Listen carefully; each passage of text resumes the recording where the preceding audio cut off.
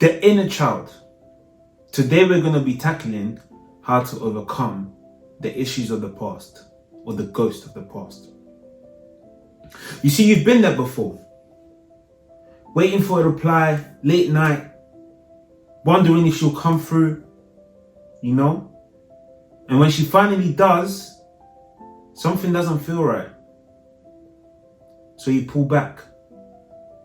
Maybe you second guessed yourself. Maybe it's the fact that you may have overplayed your cards or you've pushed too far.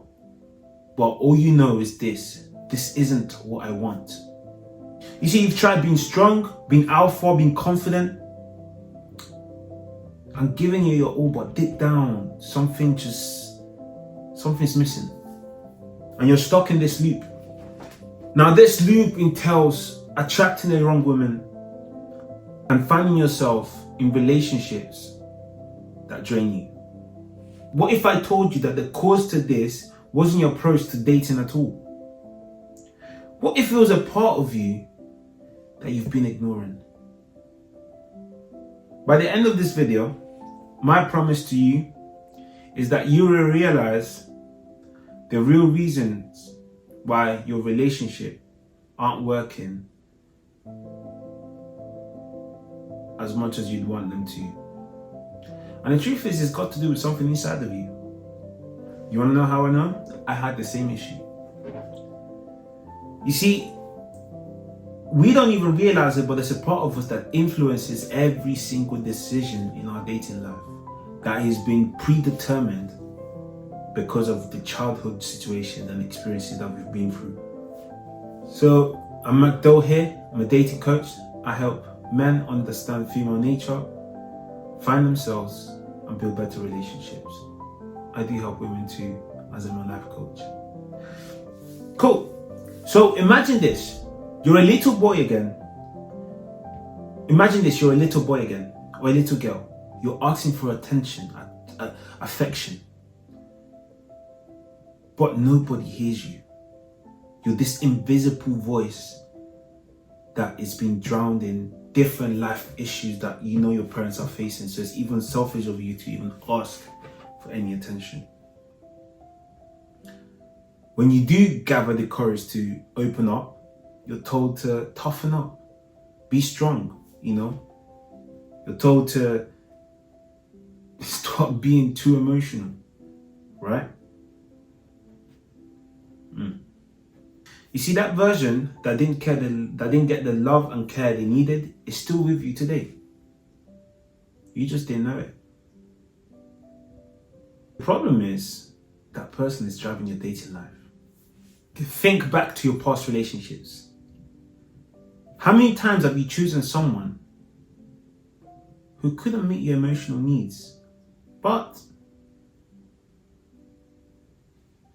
you were quite consistent in doing the exact same thing? I can only tell you this because I went through it myself. I'd pick people that I thought I needed to save because I wanted someone to save me. So to level the playing field, I only saw people that needed saving because that's all I could see about myself. You see, your inner child goes after people like him or her. And until you learn how to address and deal with those damages, you're always going to attract the exact same people that your inner child can relate to because of the damage that they've witnessed.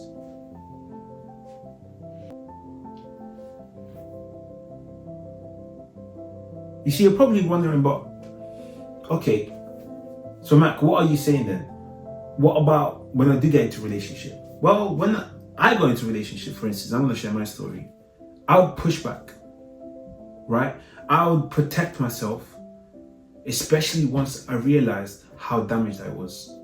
So I'd make sure that before it got to that bit, I'd find a way to sabotage it. I'd say the dumbest things that I knew that there was no coming back from. And I was happy with the outcome because I wanted to protect my fear of rejection. So you may be able to have a great streak like I did. Like, you're attractive, you're confident, you have charisma.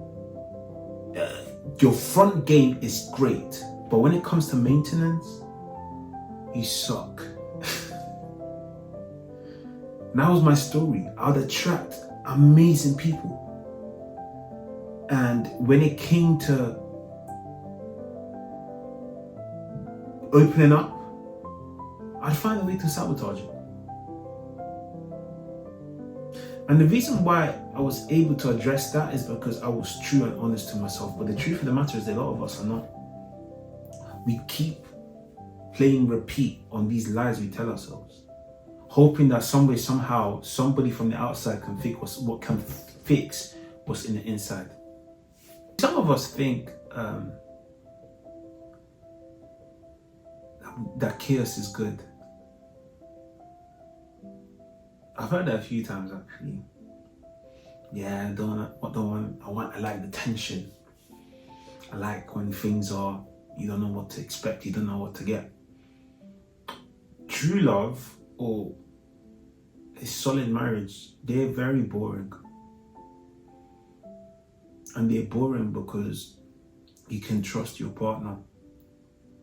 So there's no surprises. The only surprises is gifts and surprise trips and maybe breakfast in the morning, or they come back with a little gift. But in comparison to the dating market and someone ghosting you for 24 hours, you do that in a marriage, you're going to have a problem for the whole week. Yeah. I don't think you want to do that full stop. I don't even know what it's like because I've never put myself in that position. I honor and protect my marriage. But when it comes to relationships, I remember there was times where, just to keep the thrill, it could be that Jenny wasn't interested, I just wouldn't respond. And I just couldn't be asked.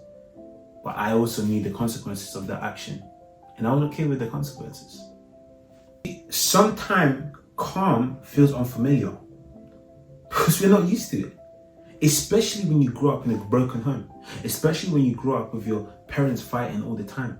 So what you want, ideally, you're not even prepared for, because you've got a mechanism that the moment it gives you the idea that this is stable, you pivot, because it's like, this isn't normal. I've got a theory that just came to mind. I don't think being nice, okay, there are some truths to that. Of course, I understand female nature. Don't get me wrong. That's established. But I think part of the reason why the dating market is in its state it is, and people need to find different avenues to make their strategies and methods work, is actually because of the trauma that a lot of us refuse to deal with. If I believe that if people had gone to the roots of the reason why they make the decisions they make and understood themselves, so that when someone's trying to understand them, they can explain it properly, most problems wouldn't be there. We're in a society where it's okay for people not to communicate how they feel. Emotional intelligence is not even a prerequisite. I don't even understand why someone's dating without emotional intelligence. The whole point of you being with a human being is being able to navigate towards something.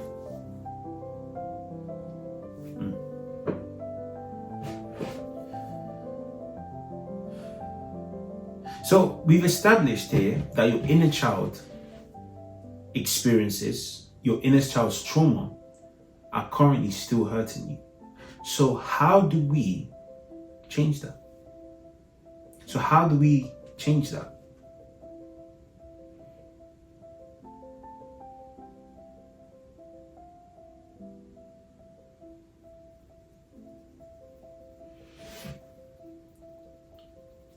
What I mean by that is not just how do we change that, but how do we get into a space where we're no longer afraid to desire to be felt, seen, or heard. We get into a space where we can heal. We can be honest about the fact that we actually want peace.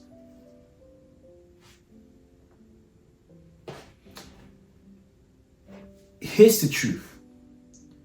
It's not about changing dating strategy or pretending to be an alpha when you're clearly a beta, or pretending to be someone you're clearly not. Okay?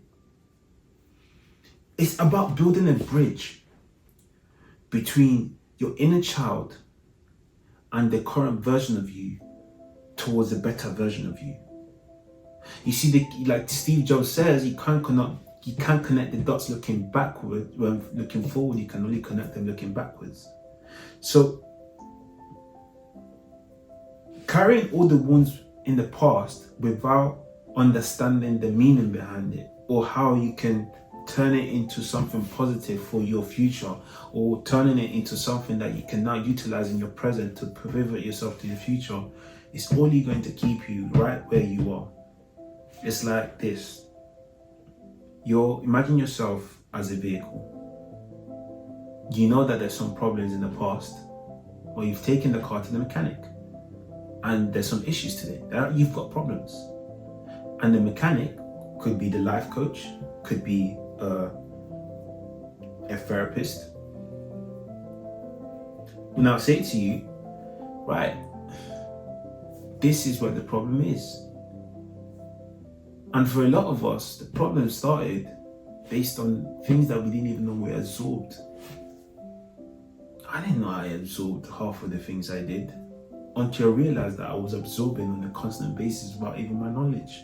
But some of us don't even know we're absorbing. Here's the thing. I remember there was a time where I was constantly attracting women, and they just wouldn't be able to connect. They wanted to know why I was so mysterious, why I was so in my own bubble, why I was so comfortable being by myself.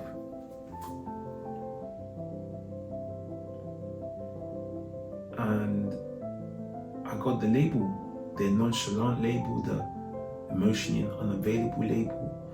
It got so bad that my sister, who grew up with me, was like, you've gone so cold that I don't know how the hell you're going to be able to get back. And she may not know this, but that freaked me out. I thought it was cool to be cold. Finally, I get to be heartless.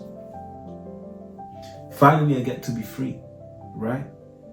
But the problem with that is, you see, imagine our life is a body temperature. There's so many dating coaches out there are saying, yeah, be strong, be a man of status, be someone that's earning the most amount of money in the market, best physique ever. And I'm an advocate for physique. I don't believe in you sitting down and having, but I believe in solid physique, right? Well, here's the thing. You got one extreme and the other extreme. The other extreme is, make sure you treat the woman right. Basically, she says yes, say how high. Don't have a backbone. Don't stand up for yourself. Just let her have it. Be her peace. Make things easy for her. And the problem with that is there are two extremes that get you both the same result, which is no success. Okay, I just kept hitting the same roadblock. And I came to that stage where I realized that I had to ask myself this. Do I keep going brutally cold? Or do I now level the temperature of the room and make it comfortable enough for me to have both worlds living with me? Because here's what I believe. I believe a lot of us have a very serious problem. We either deny our dark side or we deny our good side, but we need both in order for us to find true balance. Because your woman, and this is my belief, needs to believe that you're able to protect her if push came to shove, but you're also going to be kind to her and to some human beings to a certain extent. Not everybody and everyone. And the reason why I say this is because when you're kind to everyone and everyone, it removes the exclusivity of your kindness. Who are you not kind to? Are you kind to people that disrespect you too? Because it's easier for them to believe it if you're kind to everyone, right? So how do you level the playing field in a way that allows you to not just be yourself, but balance the two worlds? and allows you to navigate your emotions, like I always say. You need to go back to the drawing board. This is where we're going to deal with some practical steps that I took. Number one, listen to your triggers. When you listen to your triggers, you're able to listen to your triggers, whether it's you feeling insecure, anxious, angry. That's your inner child speaking. It starts when you're able to not just reparent yourself, but understand what emotions do to your system. And just analyzing them, getting to know yourself, right? Not just reacting, but learning how to respond. How do you respond? You observe, you analyze. Okay, why am I feeling angry? Why do I feel anxious?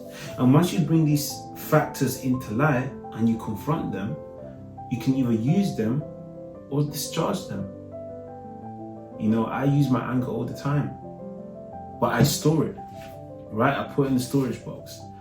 And then when I need it, I draw it out. I just think of the different memories that made me angry, and I use it to push myself hard in the gym. That's a method I use. When I feel anxious, I think of myself in a round table, and I see the anxious guy there standing, and I look at him and I said, "You're not supposed to be here. Get out." It's a weird strategy, but it works. Number two, reparent yourself. You see your emotion, instead of ignoring them, start embracing them. Anger is as good as you make it, or as bad as you make it. Frustration, you name it, all these things can be turned into things that you can make yourself productive with. Like I said, emotional navigation is key. Choose a place of healing.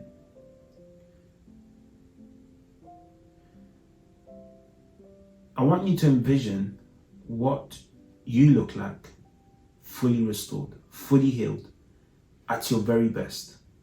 It all starts from a thought, an emotion, or whatever it is for you, but it starts from somewhere where you now to start to envision what a better outcome could look like, correct? So start to envision what your better self looks like. And then start asking yourself from today, what would my best version, what would the best version of me do in this case and scenario? Would they react? Would they respond? Even the fact that you're giving yourself enough time to ask yourself that question, allows you to reframe everything you're doing. And guess what? When it goes on the outside, since someone's disrespecting you or trying to get a reaction from you, always having time to clear your head and respond will always give you an advantage. It's always better than reacting. Healing isn't easy because we haven't been taught these things. I had to learn this by myself. And listen, I'm no psychologist or life expert. I'm only 27, but I can tell you that these were problems that I faced and this is how I handled them. So if this is something that resonates with you, I recommend you try the same. If that doesn't work with you, hey, there's a lot of therapists you can go to and have access to today. But what I want to share today is this worked not just for me, but a lot of my clients. And when I'm speaking about clients, I'm not just speaking about people. I'm speaking about people that got married, engaged, people that stopped blaming their spouses for issues that they were facing inside.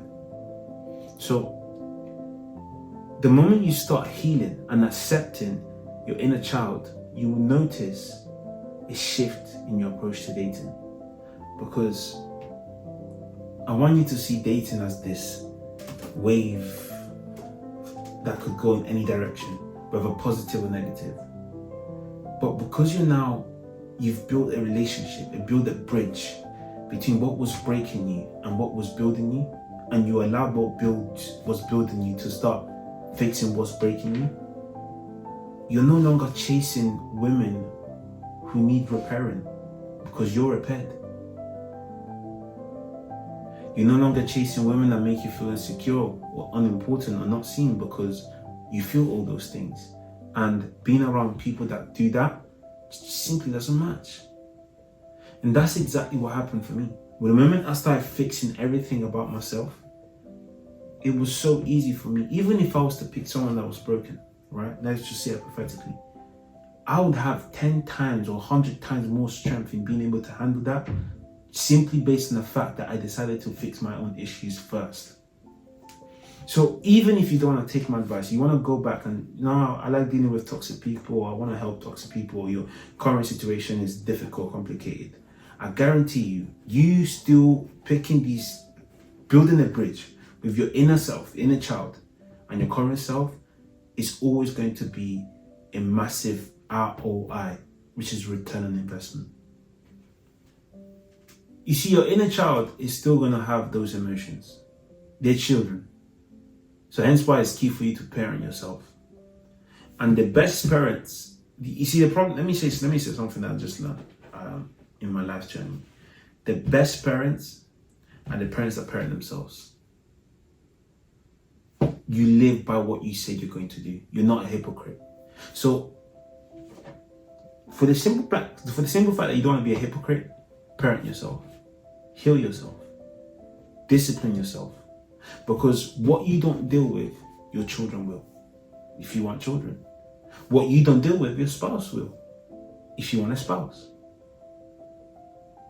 So build the confidence to parent yourself. And not just build the confidence to parent yourself, but build the confidence to have confidence in your inner child. Boost your inner child, saying, it's okay.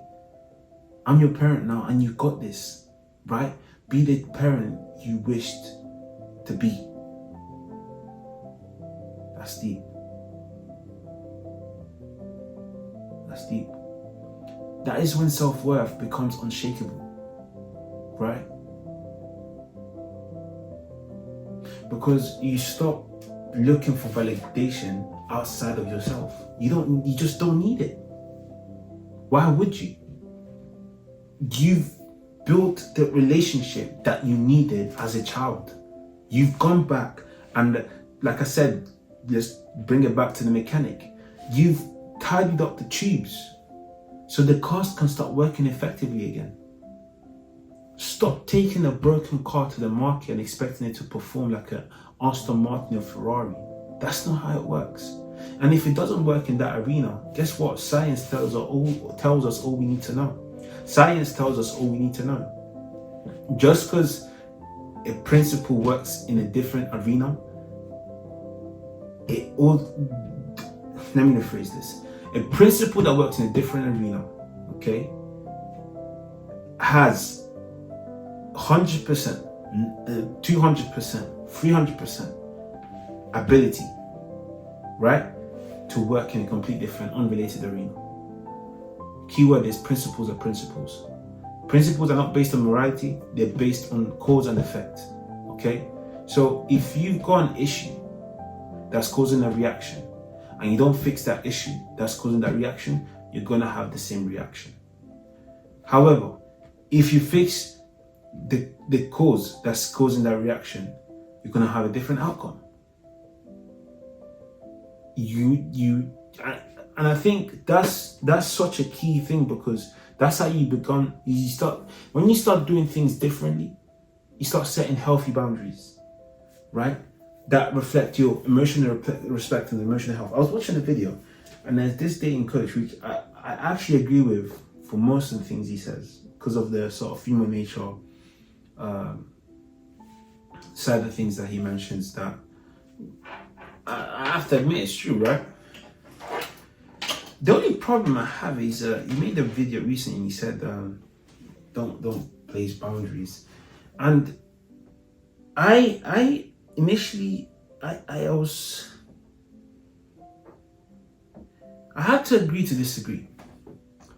And the reason why I had to disagree was because you don't go into a road and there's a sign that says no, don't go there, and you go there not expecting to burn or have some sort of consequences. So the reason why I believe in boundaries is because, especially if, I get it, women want to feel like you were built the way you were built, but part of me feels like if you're that confident about yourself, they may not care that much. And I'm saying that as a living example. I was honest about the fact that I wasn't. To be fair, I didn't speak. When it comes to front end, okay, let me rephrase this. Let me make this clear because I don't want to give you guys bad advice. So let me rephrase this. So when it comes to front end game, which is when you're getting to know them, your transparency levels need to be earned. It's as simple as that. You want to be transparent, great. The person that you're speaking to, do they value your transparency? Because if they don't, it's just going to come across as over describing yourself, over explaining. So just because it makes sense in your head doesn't mean that it makes sense overall. And that's where our transparency starts to lose value. Our vulnerability starts to lose value because we're basing it off how we perceive it in our heads. But how they perceive it may be completely different. And you've got to observe enough to understand how they value the things that you're about to give them in terms of the transparency and vulnerability. Now that that's covered, this is when you now go ahead and start opening up about your transparency situation. Now, yes,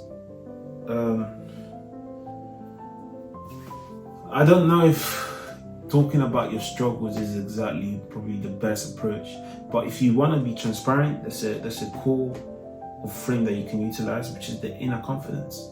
Like the information almost doesn't matter. And I need you to understand that this is a hyper skill that I teach all my clients, and it takes time for you to build because it's almost like magic. You get away with speaking so eloquently that what you say doesn't even matter because of how you said it. And in order for you to get there, you want to take some reps. You need training. I've got 8 years. It took me 8 years in sales to get that. And I'm on the phone to people every single day. So these are skills that I've mastered, but you can have access to because I wasn't born with them. I didn't have access to these skills until later on in life. So yeah. But here's the thing, right? This journey isn't just about attracting a woman. It's about healing yourself so you can become a better partner. Become a partner that you've always dreamed of. You see, part of it is we keep saying the dating market is rigged and this is that, but you know what? You're missing the point. The reason why you're missing the point is because it's about you transforming yourself into becoming the person you needed when you was growing up. And if you don't become that person, or you're not in the process of becoming that person, you're definitely missing out. Because there's going to be a lot of loopholes that you're going to be meeting, and you're not going to be understanding why those loopholes keep happening. And it's because your inner child is still there trying to protect himself from those problems. So your relationship with your inner child is probably the healthiest thing you can develop. And when you heal him and you stop repeating the same dating mistakes, you're going to start to attract the right kind of woman or man that respects you, challenges you, and loves you the way you've always wanted. So, I'm rooting for you. If you're keen on having a one-to-one for this next 12-week coaching service I'm providing at the moment for a very few specific people, because it's a one-to-one basis, we're going to have a call where I'm going to be vetting you to see if you're someone that I can work with. But if you do pass the test, congratulations, you're going to be working on a one-to-one basis with me, and I'm going to be getting you to these levels, guiding you through everything, all my strategies and everything I've done to get to where I am today. All right. So, without further ado, hope you enjoyed this video, and I'll see you in the next one. I'm rooting for you. Peace.